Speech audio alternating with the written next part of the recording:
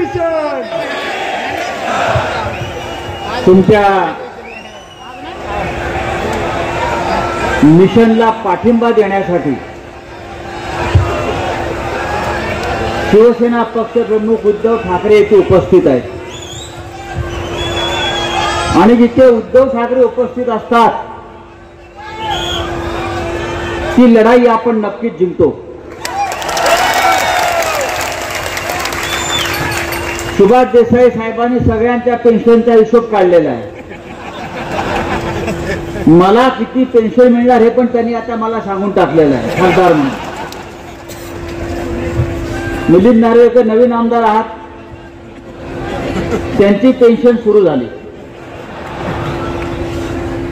तर आमच्या पेन्शनपेक्षा आम्हाला जे समोर हा जो तमाम मराठी माणूस बसलेला आहे त्याच्या पेन्शनची चिंता सगळ्यात जास्त.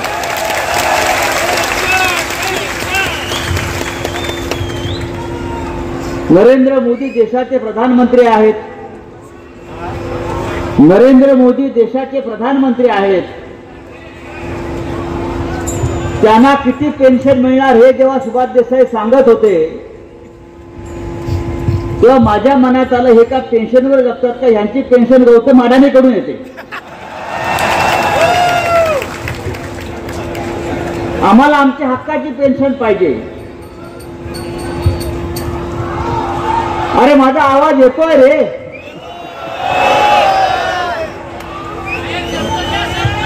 नरेंद्र मोदीचा एक नारा होता, अच्छे दिन आएंगे, हमको हमारे पुराने दिन चाहिए और पुरानी पेंशन चाहिए.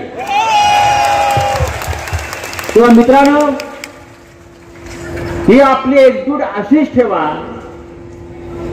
कोणाच्या बापाची हिंमत नाही तुमचे हक्क हिरावून घ्यायचे आणि तुमची पेन्शन हिरावून घ्यायची.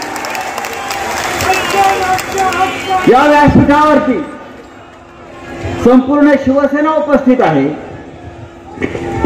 आणि शिवसेनेनं कायम कामगारांच्या कर्मचाऱ्यांच्या प्रश्नासाठी संघर्ष केला, लढे दिलेले आहेत. आणि हा कोणताही लढा कामगारांचा अपयशी ठरला नाही. आम्ही सतत हे लढे जिंकत आलो.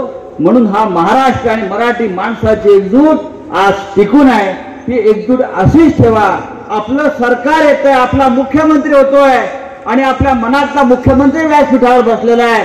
आपल्या पेन्शनचं जुन्या पेन्शनचं काम झाल्याशिवाय राहणार नाही इतकंच सांगतो आणि पुरतं आपली रजा देतो.